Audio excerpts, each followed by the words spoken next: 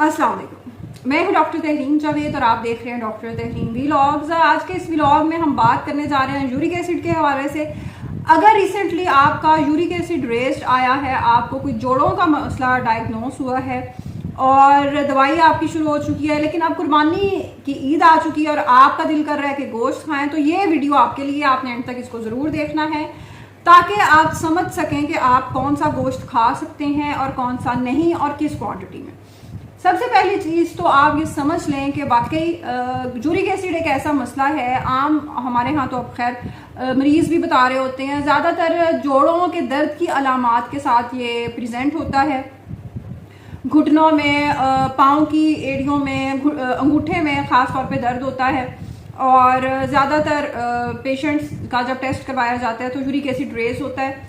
इसका बेसिकली इसमें खैर जोड़ों से, जो आपका नी जॉइंट है, घुटनों से भी साइनोवियल फ्लूइड लेकर टेस्ट किया जा सकता है। लेकिन हमारे यहाँ लोग डर जाते हैं कि पता नहीं ये सरिंज लग जाएगी या कोई इस तरह का टेस्ट, उससे लोग अवॉइड करते हैं। तो ऑब्वियसली वो समझाना, लोगों को काउंसिल करना बहुत मुश्किल होता है। फिर ज़्यादातर एक्सपर्टीज टेक्निक भी हर जगह अवेलेबल नहीं होती। तो बहरहाल अगर इस सिलसिले में आपका ये मसला आया है और अब आपको डॉक्टर ने आपको गोली तजवीज़ की है कि यूरिक एसिड की आप गोली खाएं, तो आप गोश्त खा सकते हैं या नहीं खा सकते हैं, लेकिन कुछ गोश्त खा सकते हैं। कौन सा गोश्त आप नहीं खा सकते?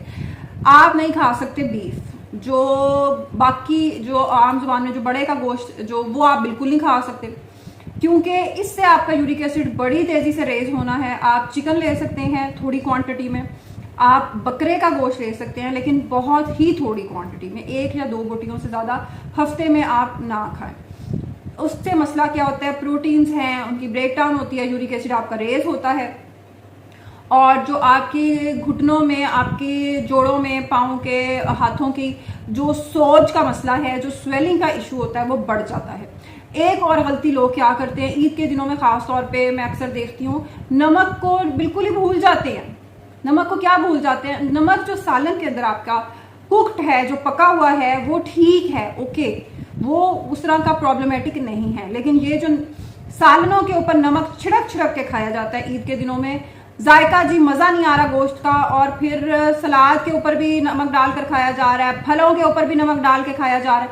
ये जो कच्चा नमक है, ये आपके जिस्म के अंदर जो पानी है उसको इकट्ठा करता है, स्वेलिंग ये बढ़ा देता है, जो आपको फिर जोड़ों के अंदर, आपको हाथ जब आप उठते हैं सुबह तो आपके जोड़ अकड़े होते हैं, उसकी जो मूवमेंट है वो बहुत स्टिफ होती है, पेनफुल दर्द वाली होती है। तो उस चीज़ को अवॉइड करें। नमक छिड़क छिड़क के मत खाएं सालनों पे और भी किसी चीज़ पर, ये भी आपके लिए एक बहुत ही ज़्यादा प्रॉब्लमेटिक चीज़ है। खा क्या सकते हैं आप सलाद ले सकते हैं, आप दही ले सकते हैं, बहुत सारी ऐसी चीज़ें हैं। आप दलिया में अपने पेशेंट्स को अक्सर एडवाइस करती हूँ, आपका दूध भी आपके जिस्म में उसके ज़रिए चला जाता है, आपकी एसिडिटी ख़त्म होती है, जो कुर्बानी के ईद के दिनों में अक्सर गोश्त खाने की वजह से, ज़्यादा मसाले वाली चीज़ें खाने से हुई होती है, और आपका फाइबर चला जाता है जिस्म के अंदर दलिए की सूरत में। तो ये भी एक ज़बरदस्त खाना है। आप दही तो बहुत ही एक ज़बरदस्त मैदे के लिए चीज़ है। प्रोबायोटिक्स हैं इसके अंदर, आपकी डाइजेशन को बेहतर करता है, आपको इन्फेक्शन से बचाता है, तो ये भी आप ज़रूर लें। इसके अलावा आपने एक चीज़ को मुसलसल लेने से अवॉइड करना है। जिस तरह कौन सी चीज़ें आपके लिए इसमें ख़तरनाक हैं आपके लिए, एक तो गोश्त की हमने बात की ईद के हवाले से, दूसरा जिस तरह चने हैं, सफ़ेद चने हैं, काले चने हैं, और चने की दाल है, लोबिया है, ये जो चीज़ें हैं, इवन माश की दाल भी ज़्यादा क्वांटिटी में आपको नहीं लेनी। मूंग और मसूर की दाल एक थोड़ी क्वांटिटी में हफ्ते 10 दिन में आप ले सकते हैं। ये सारी दालें आपकी यूरिक एसिड को बढ़ा सकती हैं, तो इनको आपने अवॉइड करना है और ज़्यादा कोशिश करनी है कि सादा खाना, जिस तरह मैंने आपको कहा कि सलाद, अच्छा सलाद में भी कुछ लोग कहते हैं कि जी अच्छा वो तो डॉक्टर साहब सलाद भी मना है। सलाद मना नहीं है, आपको सब्ज़ जो पत्तों वाली सब्जियां हैं, जिस तरह पालक है, साग है, मेथी है, इसको आपने अवॉइड करना है, जो सब्ज़ पत्तों वाली सब्जियां। उसके अलावा जो सब्जियां, जिस तरह आजकल गर्मियों में भिंडी है या ऐसी सब्जियां, ये आप ले सकते हैं, इनके साथ सब्ज़ पत्ते नहीं होते।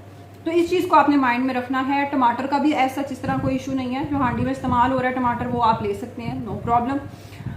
लेकिन जो बहुत ज़्यादा क्वांटिटी में, अगर आप अक्सर अस्पतालों में ईद के दिनों में, खासतौर पे बड़ी ईद के दिनों में, एक तो पेट खराब होने की शिकायत के साथ लोग आते हैं, क्योंकि गोश्त रूटीन में खाने की आदत नहीं होती तो इंडाइजेशन हो जाती है। दूसरा इशू आता है कि जब ज़्यादा क्वांटिटी में आप लेते हैं तो जिन लोगों का ऑलरेडी ब्लड प्रेशर का इशू होता है, यूरिक एसिड का इशू होता है, वो बढ़ जाता है। और जब वो बढ़ जाता है तो जाहिर है वो दिमाग पे असर पड़ता है। ब्लड प्रेशर बढ़ गया है, सोज पड़ना शुरू हो गई है, जिसमें वजह स्वेलिंग आपकी रिटेन होना शुरू हो जाता है वाटर आपके जॉइंट्स में। तो इस चीज़ को अवॉइड करें, खुद से ही इस चीज़ को बेहतर करें। और बेशक गोश्त इस पे खाना सुन्नत है, लेकिन गोश्त एक टाइम में 8-8 10-10 बोटियां खाना बिल्कुल कहीं नहीं लिखा हुआ कि आपने ज़रूर खानी है।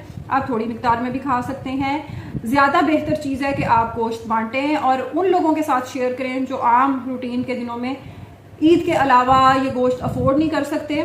और असल कुर्बानी की जो स्पिरिट है, जो जज्बा है, वो बेसिकली यही है। तो इस चीज़ को फॉलो करें बजाय गोश्त फ्रिजों में और पेट में ज़्यादा से ज़्यादा ठूंसने के। अल्लाह हाफिज़।